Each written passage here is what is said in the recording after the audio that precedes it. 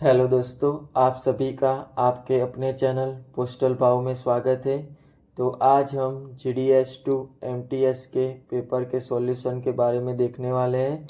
ये गुजरात सर्कल का पेपर है और इसमें हम मैथ्स का भी पूरा सॉल्यूशन देखने वाले हैं। तो चलिए शुरू करते हैं पहले पार्ट 1 से। तो पहला क्वेश्चन है, if article is received addressed post box but the addressee has ceased to be the renter of post box the article should be. तो इसमें यह कहा गया है कि पोस्ट बॉक्स में यदि कोई आर्टिकल रिसीव होता है और वो पोस्ट बॉक्स सीज कर दिया गया है, रेंटर के द्वारा सीज कर दिया गया है, तो उस आर्टिकल का क्या होगा। तो उस आर्टिकल को हम रिटर्न टू सेंडर करेंगे, जिसने भेजा है उसी को वापस भेज देंगे। तो इसका सही answer C, return to sender आएगा। फिर दूसरा क्वेश्चन है, if lock and key are not surrendered by the renter to postmaster within 15 days of the expiry of the period of rent or the renting of the post box is not renewed within the aforesaid period, then तो क्या होगा यदि lock और की रेंटर ने postmaster को 15 दिन के अंदर सरेंडर नहीं किया है, तो क्या होगा। रेंटर will not be eligible to apply for post box for another 2 years. His security deposit will be forfeited. तो इसमें आएगा जो उसने सिक्योरिटी दी है वो जब्त की जाएगी यदि पोस्टमास्टर को 15 दिन के अंदर, एक्सपायरी के 15 दिन के अंदर लॉक और की सबमिट नहीं की। तो चलो तीसरा क्वेश्चन की तरफ बढ़ते हैं। This will be deliver through post box. तो इनमें से कौन से आर्टिकल पोस्ट बॉक्स के थ्रू हम दे सकते हैं। तो all article including accountable article and money order. तो अकाउंटेबल आर्टिकल और मनी ऑर्डर हम पोस्ट बॉक्स में नहीं भेज सकते। Only fully paid register article of the letter mail, नहीं, तो ये भी रजिस्टर आर्टिकल भी हम पोस्ट बॉक्स के द्वारा डिलीवर नहीं कर सकते। Only fully paid register article of letter mail and parcel. तो फुल्ली पेड रजिस्टर आर्टिकल और पार्सल भी हम लेटर बॉक्स के द्वारा डिलीवर नहीं कर सकते। सिर्फ क्या कर सकते हैं, तो ऑर्डिनरी मेल सी पोस्ट बॉक्स के द्वारा डिलीवर कर सकते हैं। तो इसका सही आंसर आएगा नन ऑफ दिस अबव। इनमें से कोई भी पोस्ट बॉक्स के द्वारा हम डिलीवर नहीं कर सकते। चलो चौथे क्वेश्चन की तरफ बढ़ते हैं हम। What are the things that must be carried by LB Pune when he is about to proceed on his round। तो ये क्या कह रहे हैं, LB पिन क्या मतलब क्या होगा, हमारा MTS ही होगा।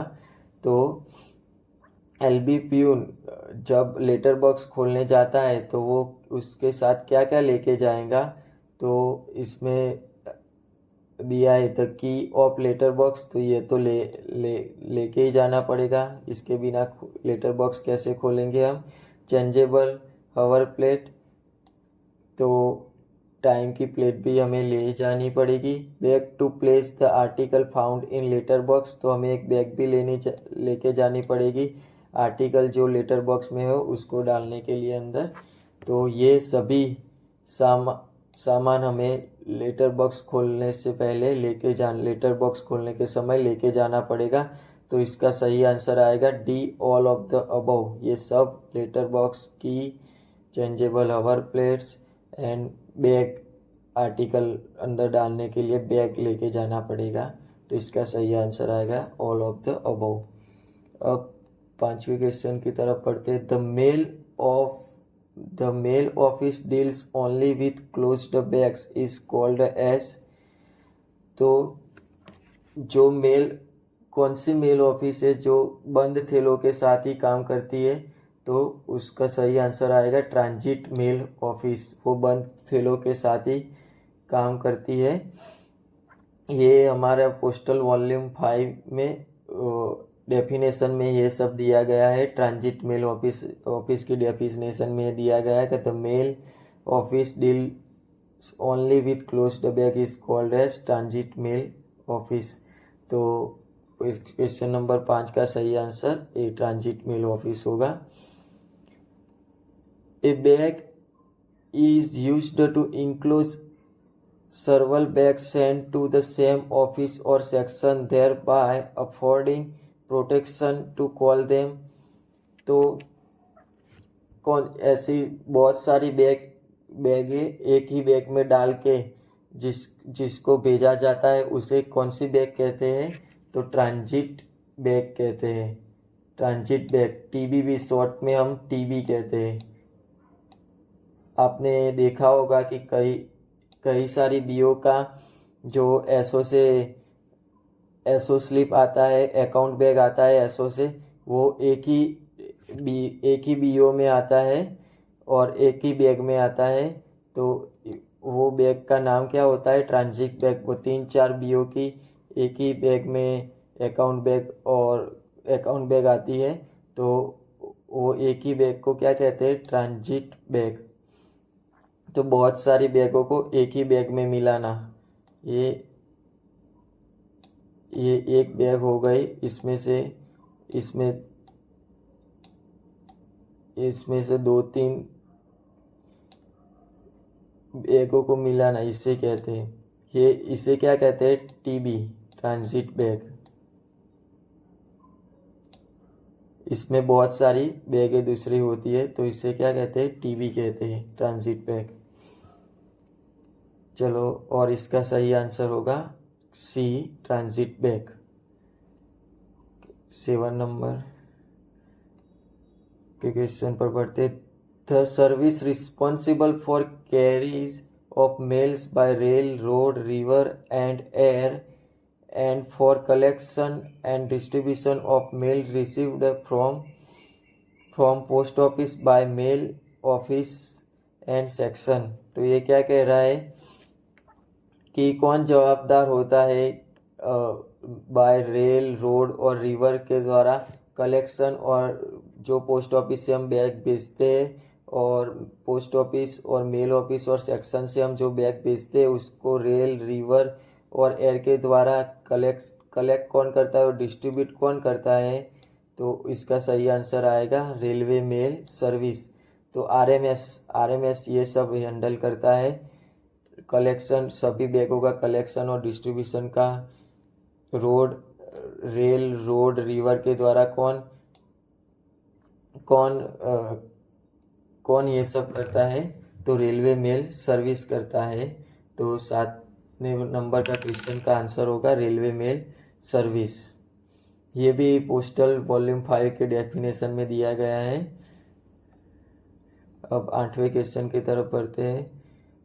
An office is established at headquarter of a postal circle and deal with unclaimed and refused article without address or incomplete address is called। तो इसमें क्या कहा गया है कि पोस्ट ऑफिस का ऐसा कौन सा हेडक्वार्टर है जो अनक्लेम्ड आर्टिकल, रिफ्यूज्ड आर्टिकल और विथआउट एड्रेस वाले आर्टिकल और इनकम्प्लीट एड्रेस वाले आर्टिकल से कौन डील करता है? तो इसमें आंसर आएगा रिटर्न लेटर ऑफिस। तो रिटर्न लेटर आरएलओ शॉर्ट में उसे कहते हैं आरएलओ हैंडल करता है।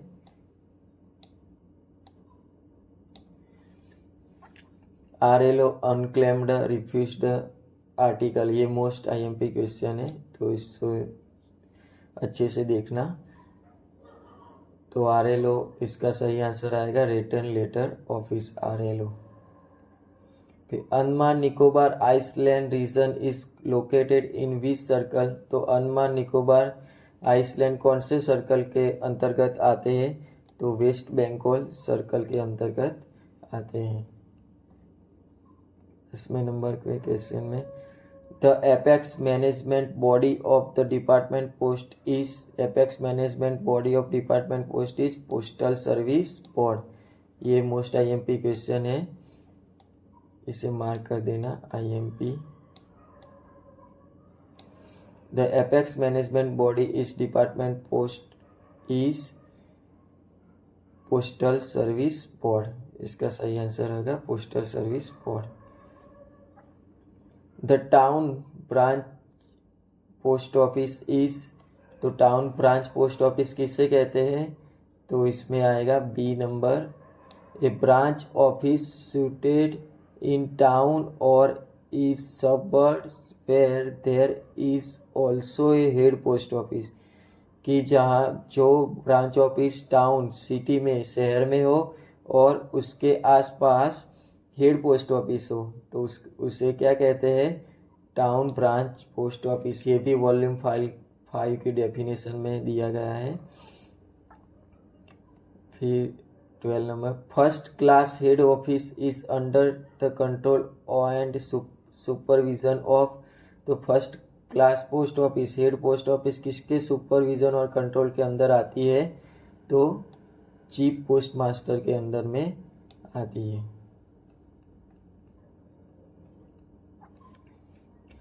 Mark the correct sequence of letter box clearance through Nanyatha app. जो GDS लेटर बॉक्स क्लियर करते होंगे उनको तो ये पता ही होगा कि क्या सीक्वेंस है. तो पहले नान्यथा GPS एंड अपडेट. तो GPS लोकेशन लेता है पहले नान्यथा. लोकेशन के बाद हमें क्या डेटा लेटर बॉक्स का डेटा एंटर करना होता है और फिर चेक अपलोड डेटा, फिर अपलोड हुआ कि नहीं वो चेक करना होता है. तो ये सही सीक्वेंस है. इसका आंसर ए होगा. Open Nanyatha GPS and update, upload letter data in Nanyatha app and check upload data. तो इसका सही आंसर ये हो जाएगा. चलो दूसरे क्वेश्चन की तरफ बढ़ते. Official postal article whether the postage is prepaid और not must be bear the subscription when posted by government official authorised to use service postage stamp. तो ये क्या कह रहा है, ऐसे ऑफिशियल पोस्टल आर्टिकल जो प्रीपेड हो या प्रीपेड ना हो उसके ऊपर सुपरस्क्रिप्शन क्या लगना चाहिए, तो उसके अंदर superscription on India government service, जिसे हम शॉर्ट में OIGS कहते हैं.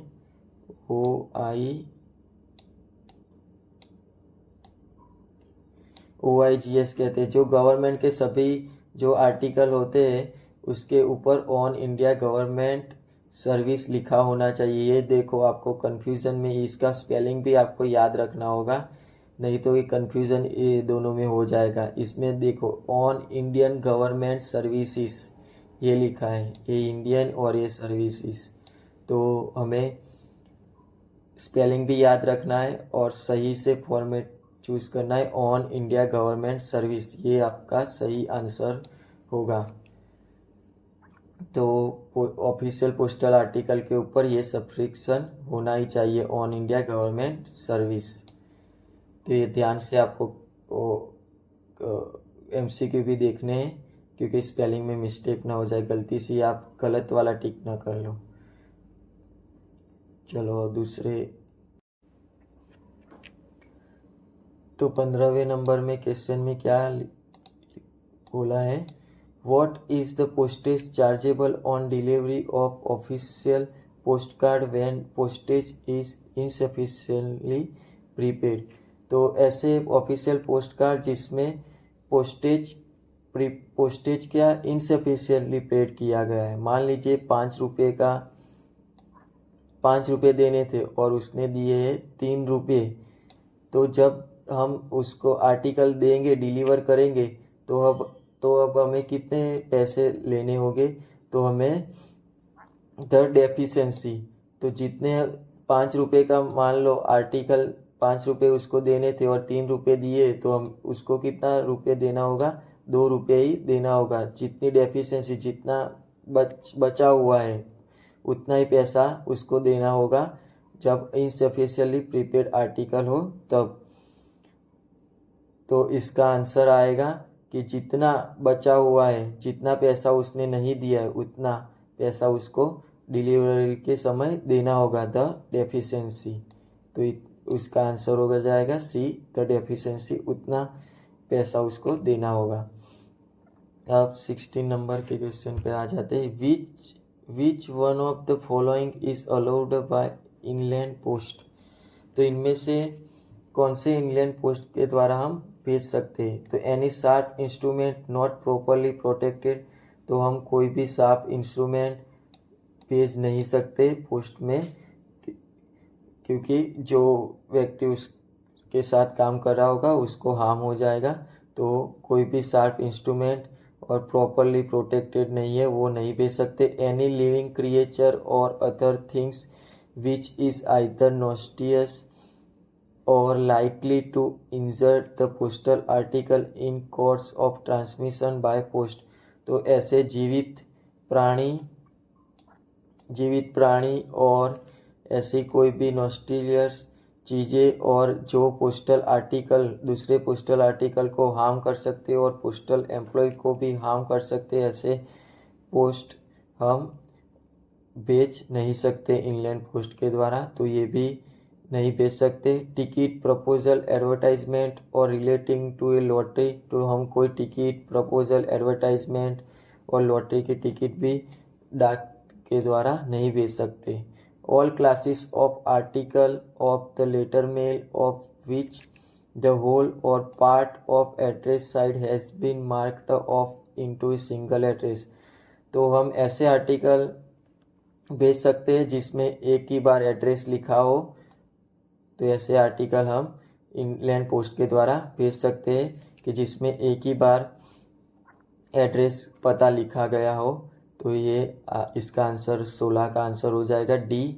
All classes of article of letter mails of which the whole or part of address side has been marked off in single address. तो एक एड्रेस लिखा हुआ article हम इनलैंड पोस्ट के द्वारा भेज सकते। 2 एड्रेस लिखे हो तो भी हम इनलैंड पोस्ट के द्वारा नहीं भेज सकते। 2 एड्रेस में हम कहाँ भेजे, ये पहले वाले दूसरे वाले, तो एक ही एड्रेस वाले में हम एक ही एड्रेस लिखा हो वैसे आर्टिकल हम इनलैंड पोस्ट के द्वारा भेज सकते। तो ऊपर के 3 हम नहीं भेज सकते। तो 16 का आंसर हो जाएगा डी। चलो अब 17, मार्क करेक्ट ऑप्शन। इनमें से सही कौन सा है। Sorting mail office charged with the duty of opening the sorting mail bags received by it and disposing of their content. तो sorting mail office charged with duty of, तो sorting mail office की duty क्या होती है, जो sorting mails आए उसको उसके बैग को ओपन करना, रिसीव करना और उसको सॉर्ट करना होता है। तो ये सही है।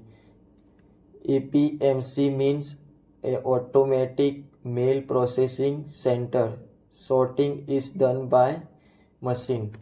तो ये भी सही है। APMC का full form automatic mail processing centre होता है और ये मशीन के द्वारा सॉर्टिंग होती है। तो ये भी सही है। इसके स्पेलिंग आप खास देख लेना क्योंकि स्पेलिंग में मिस्टेक होती है। और ओके और CRC means computerised registration centre, इसके भी स्पेलिंग देख लेना। ये सब पोस्टल वॉल्यूम 5 में ये सभी की डेफिनेशन दी गई है। रजिस्ट्रेशन वर्क बाय कंप्यूटर, इसमें रजिस्ट्रेशन वर्क कंप्यूटर से होगा। तो इसमें से कौन से सही है, तो सभी सही है। तो इसका आंसर हो जाएगा D, all of the above, सभी सही है, सभी डेफिनेशन है सही है। चलो अब 18 नंबर, मार्क करेक्ट ऑप्शन पे। तो इसमें भी जो सही है वो हमें देखना है। Every PO is unit bag office other than BO and EDCO। तो ये भी बात सही है।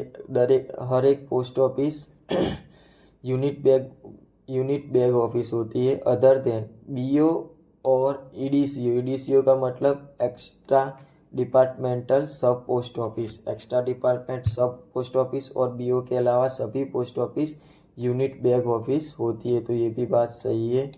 Every HRO, HRO means head record office and SRO, SRO means sub record office in RMS is identify as district bag office, तो ये भी बात सही है। हर एक एचआरओ, हेड रिकॉर्ड ऑफिस और सब रिकॉर्ड ऑफिस आरएमएस में डिस्ट्रिक्ट बैग ऑफिस से पहचानी जाती है। The PhD situated at HQ headquarter of postal circle is identified as circle bag office, तो पीएचडी का मतलब क्या होता है? The PhD postal storage depot, postal storage depot कहाँ पर होता है? तो पोस्टल सर्कल के हेडक्वार्टर में होता है और उसको क्या कहते हैं? सर्कल बैग ऑफिस, तो ये भी बात सही है, इसको सर्कल बैग ऑफिस कहते हैं। तो ये भी तीनों भी सही है, तो ऑल ऑफ द अबव सभी सही है। 18 का आंसर क्या होगा? D, all of the above, ये सभी सही है।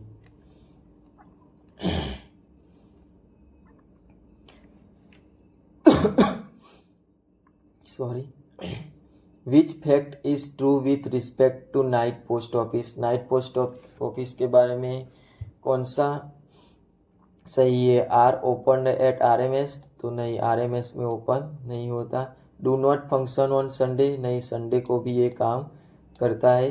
फंक्शन राउंड क्लॉक में काम नहीं करता। Function up to 8:30 PM on working days on Sunday, तो इसका आंसर डी हो जाएगा। Function up to night post office 8:30 बजे तक काम करती है रात को और संडे को भी काम करती है, तो इसका सही आंसर डी हो जाएगा। अब 20 नंबर के क्वेश्चन पर आ जाते हैं। विच one of the following statement is incorrect regarding mobile post office, इनमें से कौन सा कथन असत्य है मोबाइल पोस्ट ऑफिस के बारे में? तो हम देखते हैं, intended to provide the facility of late तो ये भी सही है। लेट पोस्टिंग की फैसिलिटी प्रोवाइड करती है mobile post office. Remain closed on Sunday and postal holiday, तो ये भी सही है। पोस्टल हॉलीडे और संडे के दिन इसमें छुट्टियां होती है, क्लोज होता है, बंद होता है। Book surface and airmail register article of letter mail excluding insured and VP, ये बात याद रखना, मोबाइल पोस्ट ऑफिस में इंश्योर्ड और वीपी आर्टिकल बुक नहीं होते, इसमें सरफेस और एयरमेल रजिस्टर आर्टिकल बुक होते हैं, इंश्योर्ड और वीपी बुक नहीं होते, तो ये भी बात सही है मोबाइल पोस्ट ऑफिस के बारे में। Book all registered article and insured article, देखो ये बात गलत हो गई, insured article mobile post office में बुक नहीं होते, तो इसमें क्या बताया गया कि इनमें से इनकरेक्ट कौन सा है? तो ये डी इनकरेक्ट है, क्योंकि मोबाइल पोस्ट ऑफिस में इंश्योर्ड आर्टिकल बुक नहीं होते, इसमें भी लिखा गया एक्सक्लूडिंग इंश्योर्ड एंड वीपी, तो इसका सही आंसर डी हो जाएगा। Book all register article and insured ये गलत हो जाएगा। चलो 21 पर बढ़ते हैं।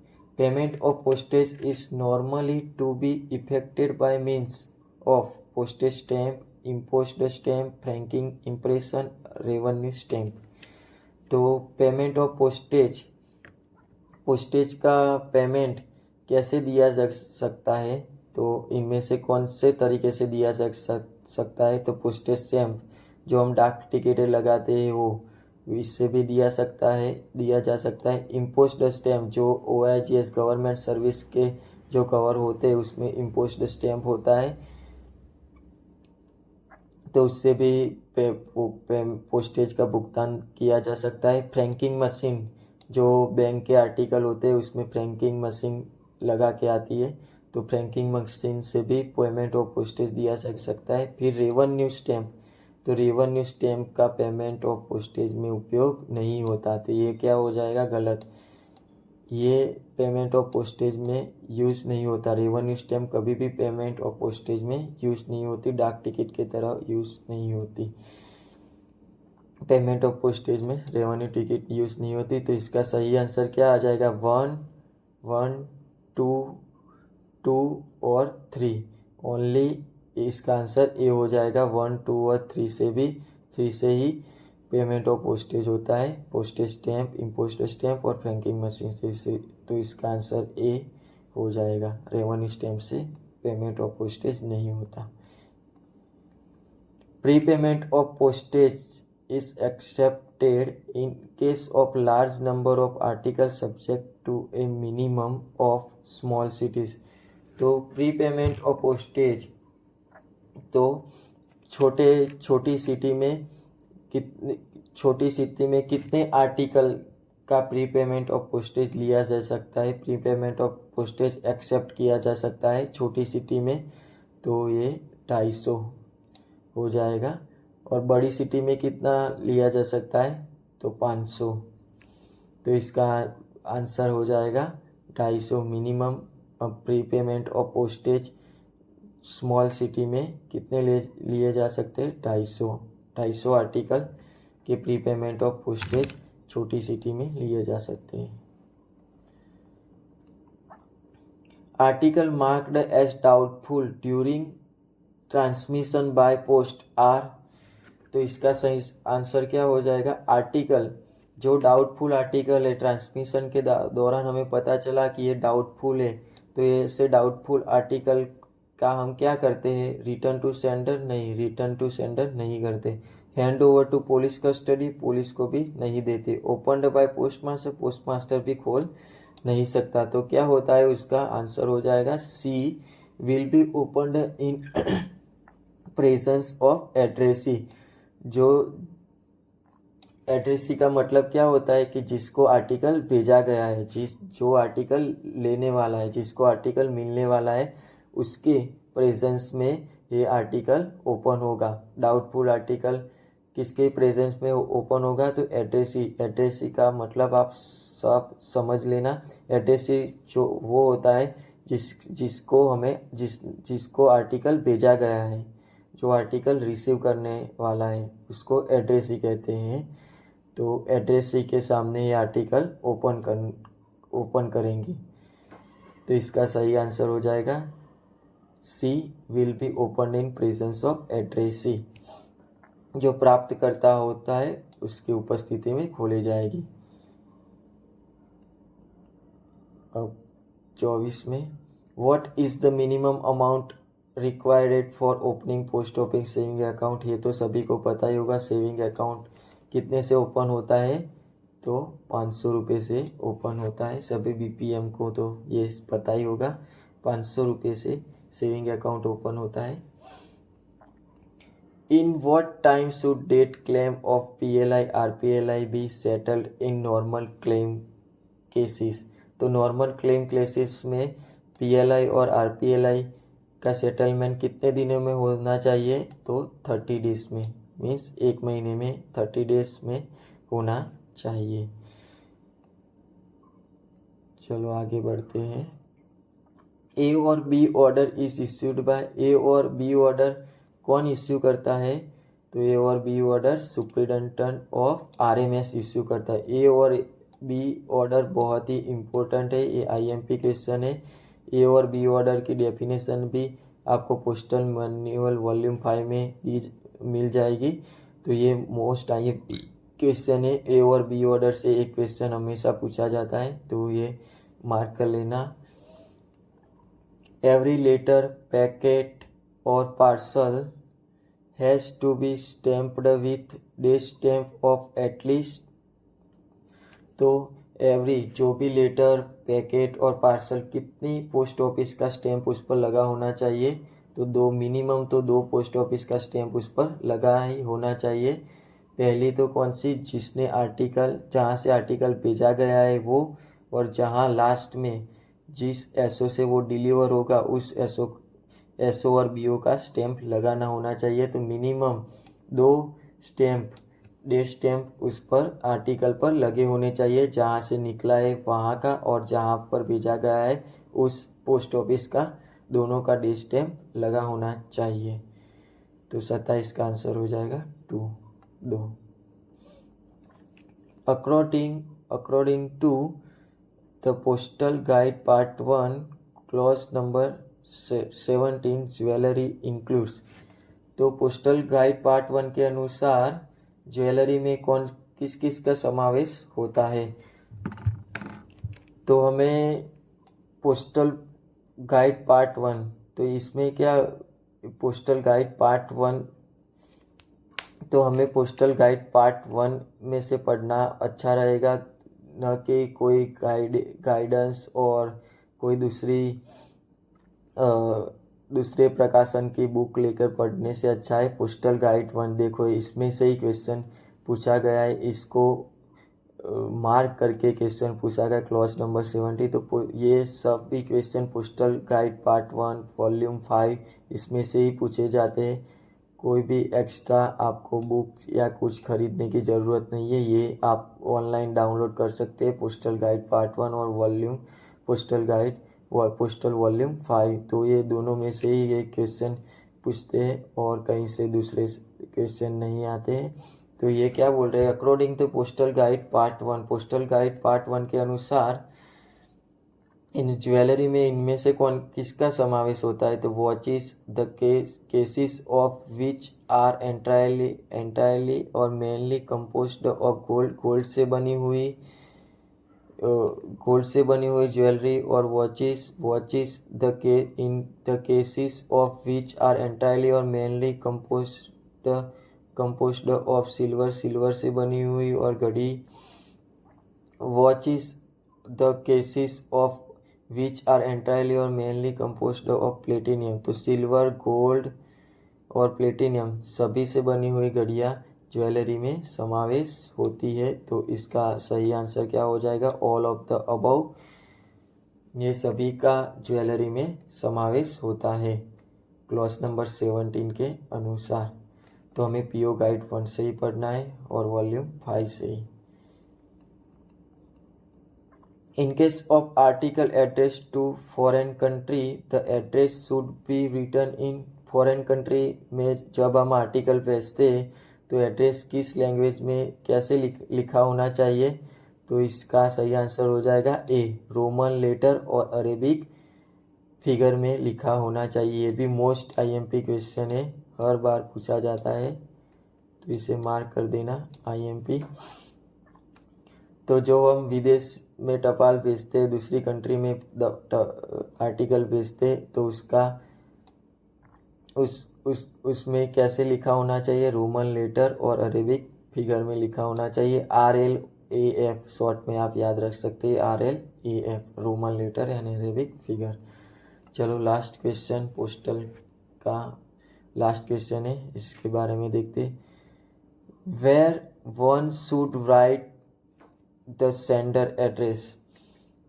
तो हम सेंडर का एड्रेस आर्टिकल पर कहाँ लिखा होना चाहिए, anywhere on the postal article, कहीं पर भी लिखा होना चाहिए। तो नहीं, ये गलत हो जाएगा, कहीं पे भी नहीं लिख सकते सेंडर का address. On bottom left hand corner of the article, हाँ ये सही है। कहाँ पर लिख सकते हैं सेंडर का एड्रेस, यहाँ पर लिख सकते हैं बॉटम लेफ्ट कॉर्नर आर्टिकल, यहाँ पर सेंडर का एड्रेस लिख सकते हैं। और यहाँ पर किसका एड्रेस आता है, एड्रेस ही, जहाँ पर हम आर्टिकल भेजने वाले हैं वहाँ का एड्रेस यहाँ पर आएगा। और on the back side of article, वहाँ पर भी नहीं लिख सकते। On the top right corner, यहाँ पर किसका एड्रेस आता है, एड्रेस ही का एड्रेस आता है। तो सेंडर का एड्रेस कहाँ पर आएगा, तो on the bottom left corner of the article, तो यहाँ पर आएगा। तो इसका सही आंसर क्या हो जाएगा, बी। ये भी मोस्ट आईएमपी क्वेश्चन है, ये भी हर बार पूछा जाता है, तो ये आप याद कर लेना। एड्रेस ही का पता कहाँ पर होता है, तो यहाँ पर होता है, और सेंडर का पता यहाँ पर होता है। तो ये हमारा पार्ट 1 ख़त्म हो गया है। पोस्ट ऑफिस के सारे क्वेश्चन ख़त्म हो गए। अब मैथ्स के क्वेश्चन और रीजनिंग के क्वेश्चन पार्ट बी में आएंगे।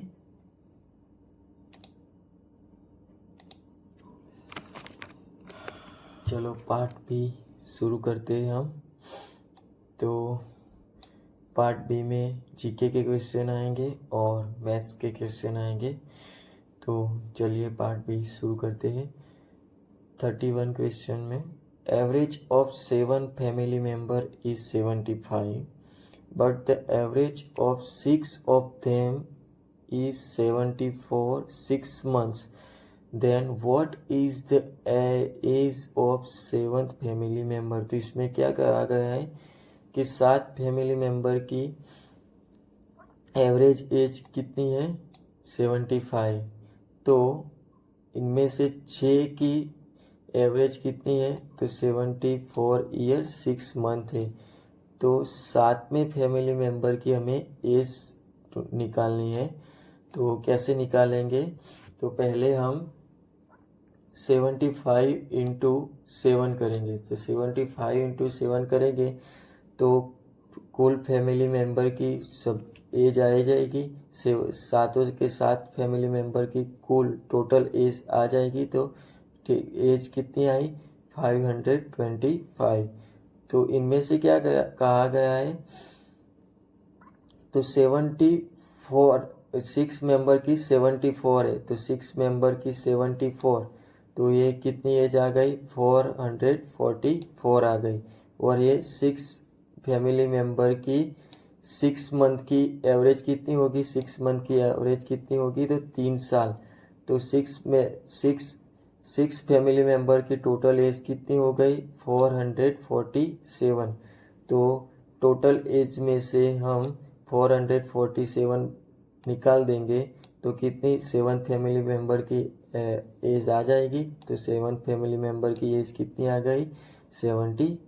तो इसका सही आंसर क्या होगा 78। समझ में आ गया। पहले हमने क्या किया, टोटल एज निकाल दी। टोटल एज के बाद 6 फैमिली मेंबर की टोटल एज निकाल दी। ये देखो 6 इंटू 6 कितने मंथ हुए 36 मंथ हुए। 36 मंथ कितने साल हुए 3 साल हुए हो गए। तो इसकी वजह से ये 3 लिखा है। तो इसका टोटल कितना हो गया 447। इसमें से बात कर दिया टोटल में से, तो last family member 7th family member की एज आ गई 78। तो इसका आंसर क्या होगा 78। चलो दूसरा क्वेश्चन देखते हैं।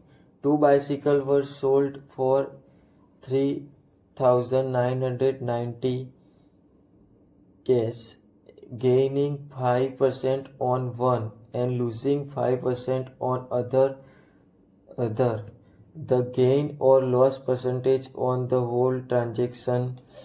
तो इसमें क्या कह रहा है, तो 2 बाइसिकल उसने ली, एक में 2 बाइसिकल उसने बेची किस कीमत पर, तो ये 3,990 की कीमत पर 2 बाइसिकलें उसने बेची। तो एक में क्या हुआ 5% गेनिंग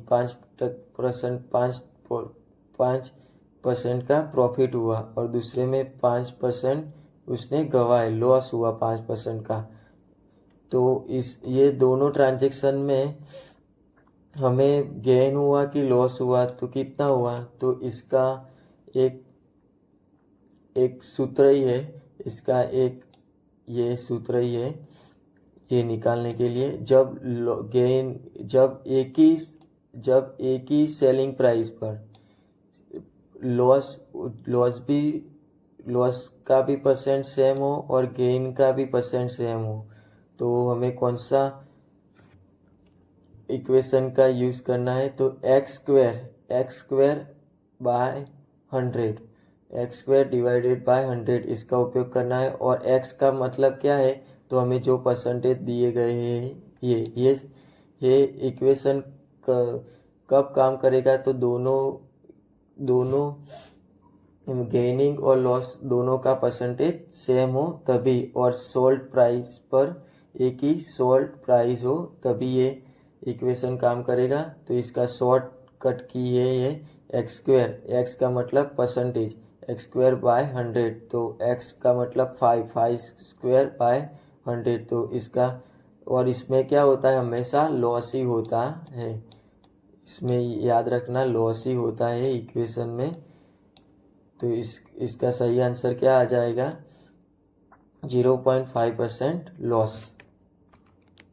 तो इसका सही आंसर 0.5% लॉस। ये डायरेक्ट शॉर्टकट की ही है, जब सोल्ड प्राइस एक ही दी हो और परसेंटेज लॉस और गेनिंग का एक ही परसेंटेज दिया गया हो, तो इस शॉर्ट ट्रिक से ये आंसर तुरंत ही निकल जाएगा, और इसमें हमेशा क्या होता है, लॉस ही होता है। चलो तीसरा क्वेश्चन देखते हैं।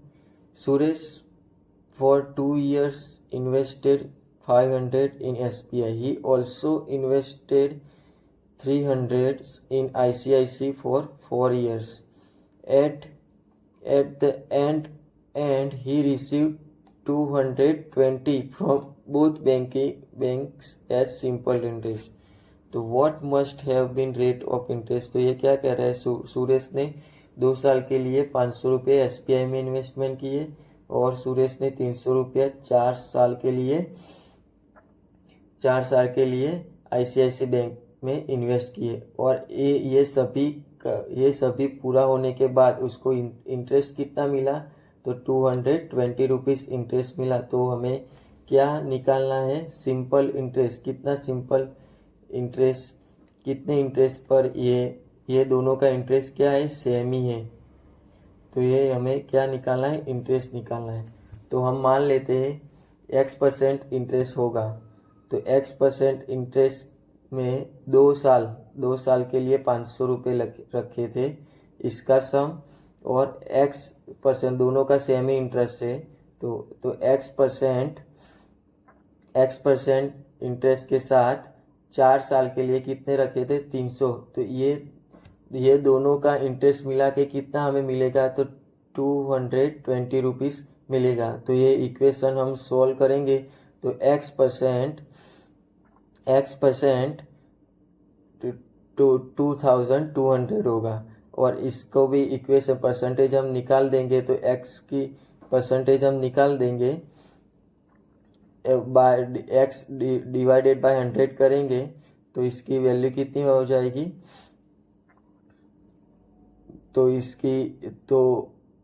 इसकी वैल्यू कितनी हो जाएगी, 22, और 22 डिवाइडेड बाय 220 करेंगे, तो x की वैल्यू कितनी हो जाएगी, 10%।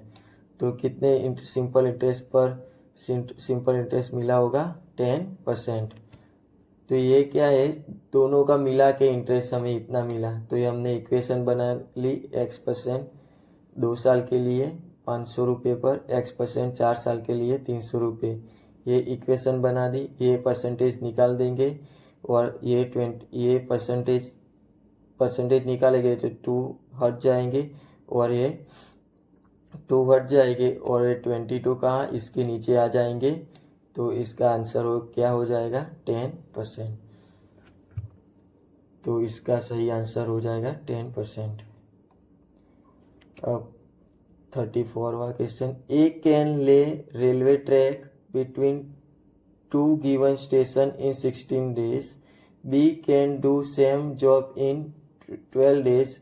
With help of C, they did the job in 4 days. Then C alone can do this job in how many days? तो ये क्या कह रहा है, ए रेलवे ट्रैक बिछाने का काम 16 दिन में कर रहा है, बी वही काम 12 दिन में कर पा रहा है, और सी की मदद से ये तीनों 4 दिन में ये काम खत्म कर रहे हैं। तो सी अकेला ये काम कितने दिन में पूरा करेगा, तो हमें ये 16 और ये 12 का, रुकिए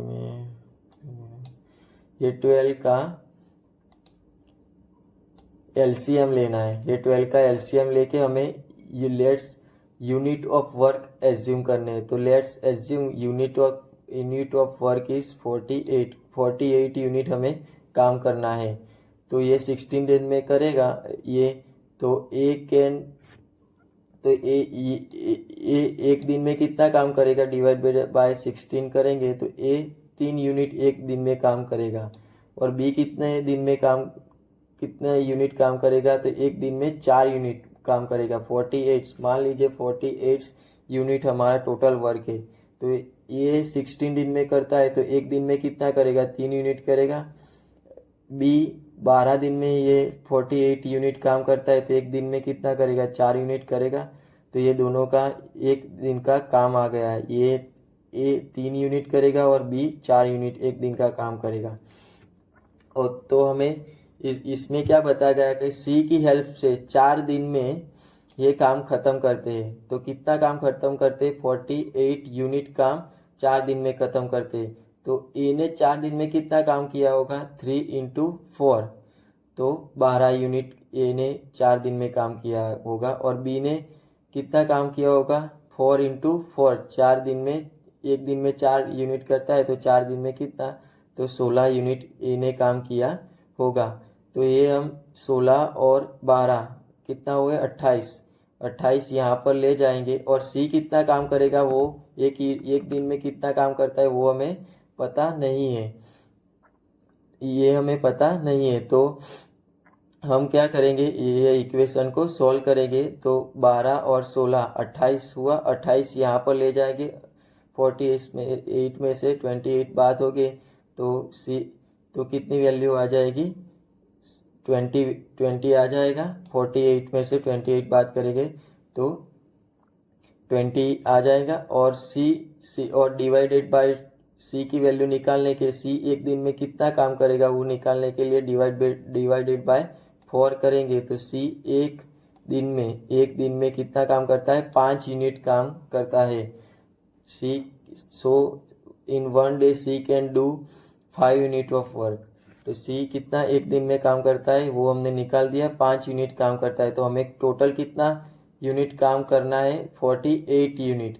तो 48 यूनिट कितने दिन में करेगा, एक दिन में 5 यूनिट करता है, तो 48 डिवाइडेड बाय 5 करेंगे तो उसका काम के दिन निकल जाएंगे कि कितने दिन में सी काम करता है। तो एक दिन में 5 यूनिट करता है, तो 48 यूनिट काम करने के लिए उसको कितना टाइम लगेगा, तो 48 डिवाइडेड बाय 5 करेंगे तो 9/3/5 आ जाएगा उसका आंसर। 48 डिवाइडेड बाय 5 करेंगे तो 9 दिन 3/5, तो इसका सही आंसर क्या होगा, सी 9/3/5। चलो नेक्स्ट क्वेश्चन में आगे बढ़ते हैं। तो ये जीके के क्वेश्चन आ गए। Which city is known as temple city of India. तो इसमें दोनों कंफ्यूजन वाले आंसर डाल दिए, वाराणसी और भुवनेश्वर। तो हम सोचेंगे कि वाराणसी होगा, वाराणसी में बहुत सारे टेम्पल है, तो टेम्पल ऐसा नहीं है। टेम्पल सिटी ऑफ इंडिया कौन जाना जाता है, तो Bhubaneswar city of temple temple city जाना जाता है। इंडिया का टेम्पल सिटी कौन है, तो भुवनेश्वर टेम्पल सिटी है, वाराणसी नहीं है, तो ये गलत हो जाएगा। Who was the first viceroy of India. Viceroy कौन था इंडिया का पहला वाइसरॉय, तो लॉर्ड कैनिंग, ये तो सबको पता ही होगा। Which of the following dance form the name of Lata Pada is associate with. तो लता पड़ा डांस किस डांस के फॉर्म से जुड़ा हुआ है, कुचिपुड़ी, ओडिसी, भरतनाट्यम, कथक। तो इसका सही आंसर क्या हो जाएगा, भरतनाट्यम। ये आपको ये सब कुचिपुड़ी, ओडिसी, ये सारे जो क्लासिकल डांस है वो सारे आपको देखने होंगे जीके में से, तो इसमें से क्वेश्चन आता ही है। तो इसका सही आंसर क्या हो जाएगा, Bharatanatyam. Which of the following is not Vedanga. तो इसमें से कौन सा वेदांगा नहीं है, तो व्याकरणा वेदांगा है, ज्योतिषा वेदांगा है, निरुक्तक वेदांता है, तो ब्राह्मणा वेदांता नहीं है। तो ये भी आपको, ये कहीं से भी क्वेश्चन पूछ लेते हैं तो आपको थोड़ा ध्यान रखना होगा। तो इसका सही आंसर क्या हो जाएगा, डी, ब्राह्मणा। चलो 98 में, mango showers occurs in which one of the following group. Of two states. तो आम की वर्षा किन 2 राज्यों में होती है? तो आम की वर्षा कर्नाटका और केरल में होती है। तो इसका सही आंसर क्या हो जाएगा? कर्नाटका और केरल। ये सब आपको देखना पड़ेगा जीके में। जीके में ये कहीं से भी कुछ भी पूछ लेते हैं। तो सभी स्टेट्स के सभी सर्कल के आप पेपर सॉल्यूशन करेंगे तो सभी आइडिया आपको हो जाएगा कि कैसे कैसे क्वेश्चन पूछे जाते हैं। और 2-3 क्वेश्चन तो पिछले साल के प्रीवियस ईयर के पेपर में से ही पूछे जाते हैं। तो ये सब आप रट लेना। मैंगो सावर किन स्टेट में होता है? तो कर्नाटका और केरल। फिर which one of the water bodies separates the अनमार फ्रॉम निकोबार? कौन सी जल बॉडी, कौन सी वाटर बॉडी है जो अनमार और निकोबार को अलग करती है? तो इसका आंसर हो जाएगा सी, 10 डिग्री चैनल। तो ये भी पहले पूछा हुआ प्रीवियस ईयर के पेपर में पूछा हुआ क्वेश्चन है। तो ये भी 2024 में आया था। तो पिछले साल के पेपर आपको पिछले साल के पेपर के जीके के क्वेश्चन आपको पूरी तरह से रट लेने हैं तो सही से आ जाएगा। तो इसका सही आंसर 10 डिग्री चैनल हो जाएगा। चलो 41, what type of forest are found in western slope of the western Ghats अनमार एंड निकोबार आइसलैंड? तो ये क्या कर रहा है वेस्टर्न घाट पर कौन से फॉरेस्ट पाए जाते हैं अनमार और निकोबार आइसलैंड में? तो अनमार और निकोबार आइसलैंड में ट्रॉपिकल एवरग्रीन फॉरेस्ट पाए जाते हैं। ये भी आपको रटना होगा। फिर when many countries of Europe come together to form European Union was chosen as its headquarter? तो सभी यूरोपियन कंट्री ने अपना हेडक्वार्टर कहाँ पर चुना है? तो सब लोग कंफ्यूजन में पेरिस लिख लेंगे पर पेरिस नहीं है, ब्रुसेल उसका सही आंसर है। तो यूरोपियन यूनियन का हेडक्वार्टर कहाँ चूज किया गया है? तो ब्रुसेल इसका सही आंसर है। फिर आ जाएंगे 42, व्हाट इज नेपोटिज्म? नेपोटिज्म क्या है? ये तो आप सभी को पता ही होगा, बॉलीवुड में चलता ही है नेपोटिज्म किड्स। तो undermining the moral of workers, तो ये भी नहीं आएगा। हरेसमेंट ऑफ वुमन वर्कर्स, ये नहीं आएगा। Being of autocratic in decision, ये भी नहीं आएगा। तो नेपोटिज्म का मतलब क्या होता है? Hiring friends, relatives and showing favouritism. तो ये बॉलीवुड स्टार के बेटे बेटियां आ जाती है ना बॉलीवुड में, तो इसका ये नेपोटिज्म के कारण आती है ना। तो इस क्यों आती है? तो ये इसका सही आंसर नेपोटिज्म का क्या आंसर है? तो हम अपने दोस्तों को, रिलेटिव्स को, जान पहचान वाले लोगों को नौकरी पर रख देते हैं, वो क्या है? नेपोटिज्म ही है। तो ये नेपोटिज्म का मतलब हो गया। ये तो आप सभी को पता ही होगा। तो ये कहाँ से क्वेश्चन पूछा गया है? तो एथिक्स से, मोरल ऑफ एथिक्स से क्वेश्चन पूछा गया है। और मोरल और एथिक्स से 2 क्वेश्चन आते ही है। तो वो सब्जेक्ट आप सही से तैयार कर देना, मोरल ऑफ एथिक्स। फिर 44 क्वेश्चन है, विच of the following factor encouraging good ethics in work place? तो इनमें से कौन से कार्य जो हमें, कौन से वर्क एथिक्स है जो वर्क प्लेस में इंकरेज करते हैं? तो वर्क प्लेस में होने ही चाहिए। तो वर्क प्लेस में क्या होना चाहिए? ट्रांसपेरेंसी होनी चाहिए, पारदर्शिता होनी चाहिए। Fair treatment to employ of all levels, सभी लेवल के एम्प्लॉयज़ के साथ अच्छे से व्यवहार करना चाहिए। तो वो ब्राइब तो हमें रिश्वत नहीं लेनी चाहिए। तो वर्क प्लेस में क्या होना चाहिए? ट्रांसपेरेंसी होनी चाहिए, फेयर एनवायरनमेंट होना चाहिए, सभी लेवल के एम्प्लॉय के लिए उचित व्यवहार होना चाहिए। तो इसका सही आंसर क्या हो जाएगा? Both A and B are required for good ethics in work place. तो ट्रांसपेरेंसी और fair treatment to the employ of all levels, इसका सही आंसर हो जाएगा। तो ये मोरल ऑफ एथिक्स से क्वेश्चन 2 पूछे गए हैं, तो ये थोड़ा पढ़ लोगे तो ये दोनों सही से कर पाओगे। चलो 45 क्वेश्चन पर चलते हैं।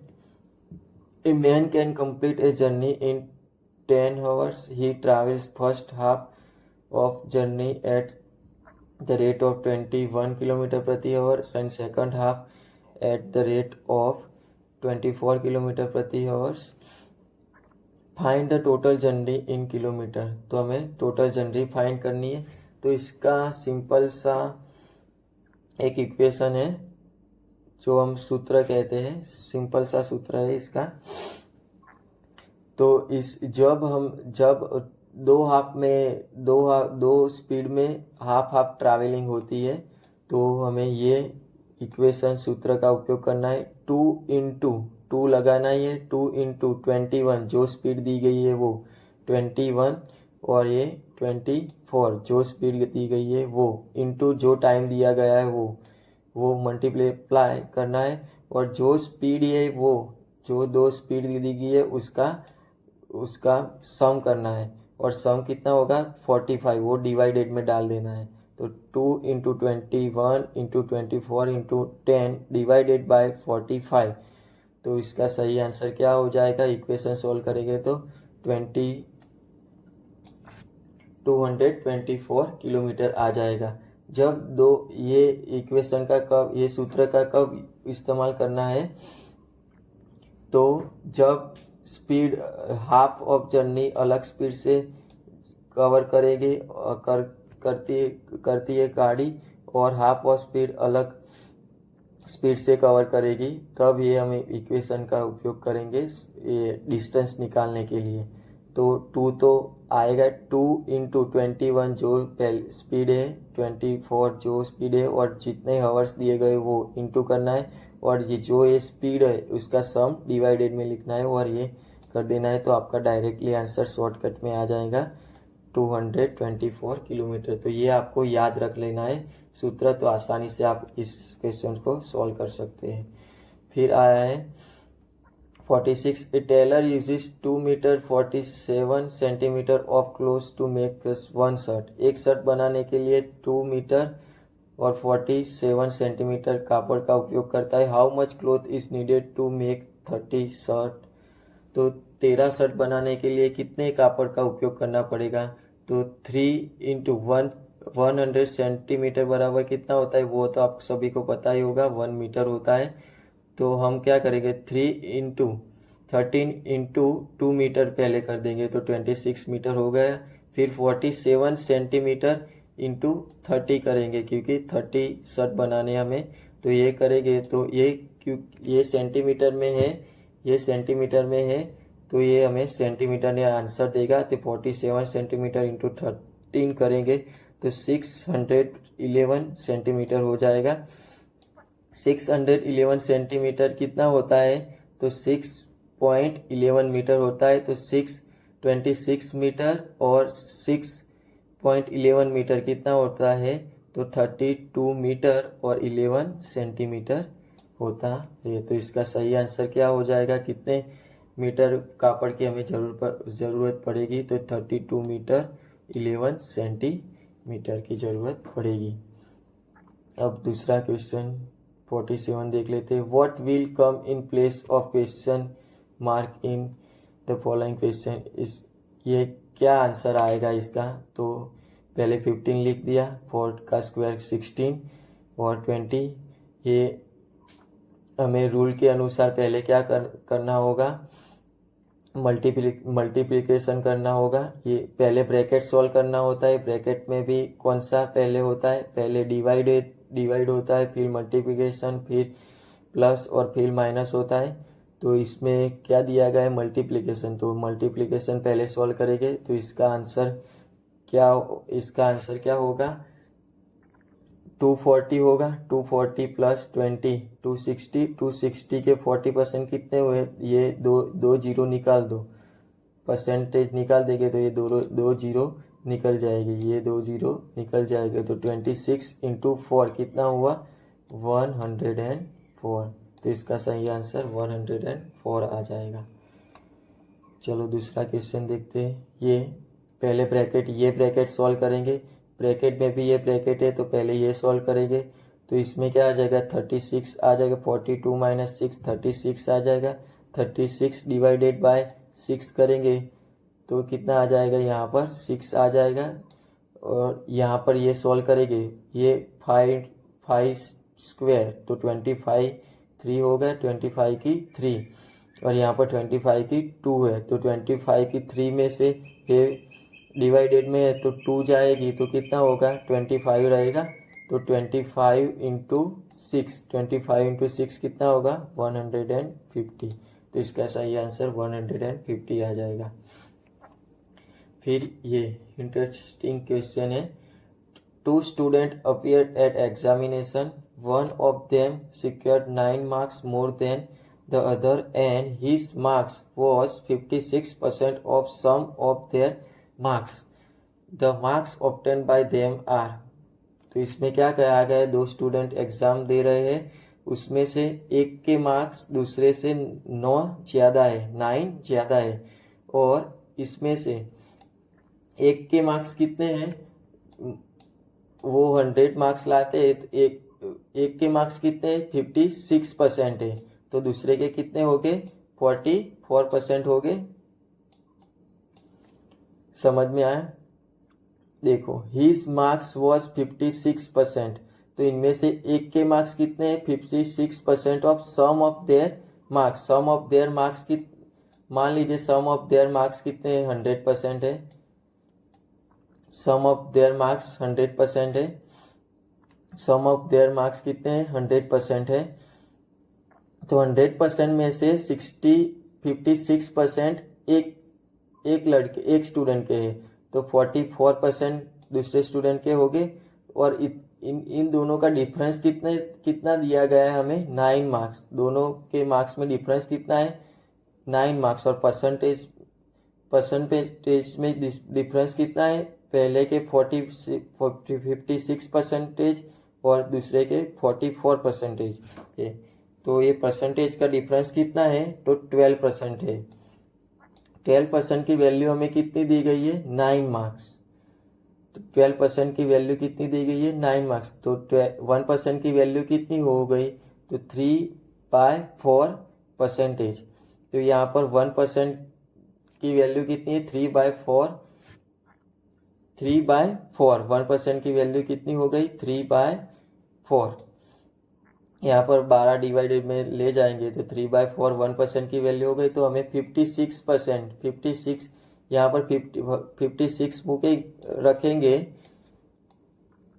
रखेंगे तो 4 यहाँ पर ये 100 की जगह 56 रखेंगे, 56 रखेंगे। तो 56 डिवाइडेड बाय 4 कितना हुआ, 14 हुआ, 14 हुआ, 14 इंटू 3। तो पहले की वैल्यू कितनी आ गई, 42।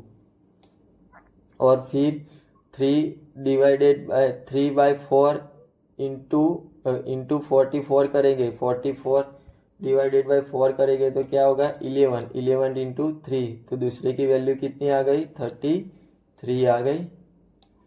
तो इसका सही आंसर क्या हो जाएगा, सी, 42 एंड 30। इन दोनों का डिफरेंस कितना है, 9 मार्क्स का है।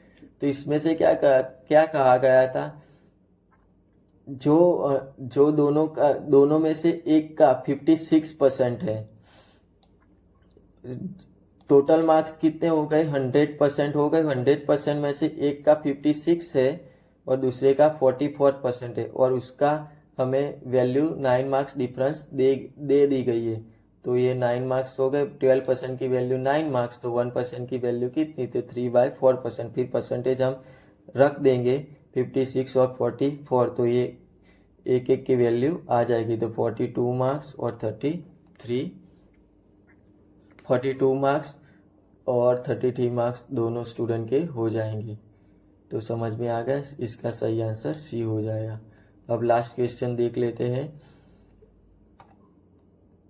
In certain store, the profit is 32% of cost. If the cost increased by 25% but the selling price remain constant, approximately what percentage of the selling price is profit. तो इसमें क्या कहा गया है, एक स्टोर पर प्रॉफिट कितना हो रहा है कॉस्ट प्राइस पर 32%, और जब हम 30 कॉस्ट प्राइस 25% इंक्रीज होती है और सेलिंग प्राइस कितनी रखते हैं, वही सेम रखते हैं, तो प्रॉफिट सेलिंग प्राइस पर, ये ध्यान से देखना आप, सेलिंग प्राइस पर प्रॉफिट कितना होगा, हमें सेलिंग प्राइस पर प्रॉफिट पूछा है, कॉस्ट प्राइस पर नहीं। तो ये एग्जाम में सही से देखना, सेलिंग प्राइस पर प्रॉफिट कितना लिखा गया है, सब कॉस्ट प्राइस पर प्रॉफिट गिन लेंगे पर वो नहीं है, सेलिंग प्राइस पर प्रॉफिट हमें कितना है। तो इसका आंसर देखते हम एज्यूम करते हैं,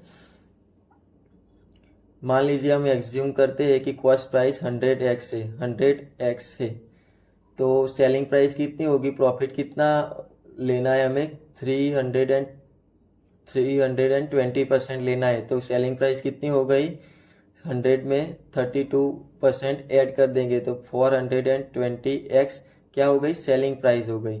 अब कॉस्ट प्राइस कितनी इंक्रीज होती है, तो 25% कॉस्ट प्राइस इंक्रीज होती है, cost price increase 25%, then CP cost price कितनी हुई, तो 100 में से 100 में 25% बढ़ाएंगे तो कितना हो जाएगा, 125% हो जाएगा। तो 125% हो जाएगा, कॉस्ट प्राइस कितनी हो गई, 125%, पर सेलिंग प्राइस रिमेन्स कांस्टेंट, तो सेलिंग प्राइस कितनी रहेगी, 420x सेलिंग प्राइस तो रहेगी। तो प्रॉफिट कितना हुआ हमें, ये सेलिंग प्राइस को, ये कॉस्ट प्राइस पर, तो प्रॉफिट ऑन सेलिंग प्राइस, तो कितना हुआ हमें प्रॉफिट 4, ये फॉर सेलिंग प्राइस में से कॉस्ट प्राइस बात कर माइनस कर देंगे तो हमें क्या मिलेगा, प्रॉफिट मिलेगा, तो प्रॉफिट कितना हुआ हमें, 295x प्रॉफिट हुआ। पर हमें परसेंटेज किसके पर निकालने का कहा गया है, सेलिंग प्राइस पर। तो सेलिंग प्राइस कितनी थी, तो 295 प्रॉफिट ऑन सेलिंग प्राइस 420। तो ये इक्वेशन हम सॉल्व करेंगे तो आंसर क्या आ जाएगा, ये पॉइंट में आ जाएगा 7.70, और इसको परसेंटेज में कन्वर्ट करने के लिए इंटू हम 100 करेंगे तो कितने हो जाएगा, अप्रोक्सीमेटली 70% हो जाएगा। तो इसका सही आंसर क्या होगा, 70%। तो ये समझ में आ गया, हमने कॉस्ट प्राइस कितनी 100x एज्यूम कर ली, उस पर प्रॉफिट कितना था 320, तो सेलिंग प्राइस कितनी हो गई 420, पर कॉस्ट प्राइस को 20% इंक्रीज कर दिया गया और सेलिंग प्राइस को वही रखा, तो कॉस्ट प्राइस कितनी हो गई 125x हो गई। तो इसमें हमें प्रॉफिट कितना हो गया, तो ये सेलिंग प्राइस में से कॉस्ट प्राइस बात करेंगे तो ये प्रॉफिट हमारा मिल जाएगा 295x, पर हमें परसेंटेज किसके अकॉर्डिंग निकालने का है, सेलिंग प्राइस पर कितने परसेंटेज प्रॉफिट हुआ, तो सेलिंग प्राइस पर हमें कितना, ये कॉस्ट प्रॉफिट को सेलिंग प्राइस से डिवाइडेड इंटू 100 कर देंगे तो हमें कितना मिलेगा, 70% हमें प्रॉफिट हुआ, किस पर, सेलिंग प्राइस पर। तो ये हमारे 50 के 50 क्वेश्चन ख़त्म हो गए। इसमें से ये 2 मार्क्स के क्वेश्चन होते हैं, कुल 100 मार्क्स का आपका पेपर होता है, तो ये आपका 50 क्वेश्चन ख़त्म हो गए हैं। तो थैंक यू दोस्तों watching my video, thank you. और चैनल को अच्छा लगे वीडियो तो सब्सक्राइब कर देना। ऐसे ही और सर्कल के भी मैं पेपर सॉल्यूशन के वीडियो लाऊंगा, और जो भी डिफ़िकल्ट टॉपिक है इसमें पोस्टल में वो भी हम डिस्कस करेंगे, तो ये चैनल को सब्सक्राइब कर देना। और मैथ्स में भी कोई आपको दिक्कत हो, कोई टॉपिक आपको ना आता हो तो भी आप बता देना, और इनमें से भी कोई क्वेश्चन में आपको पता ना चला हो तो कमेंट में कमेंट कर देना, तो मैं आपको समझा दूंगा। फिर से वीडियो बनाएंगे जो क्वेश्चन आपको डिफ़िकल्ट लगता है उसके बारे में। तो thank you for watching my video दोस्तों, जय हिंद।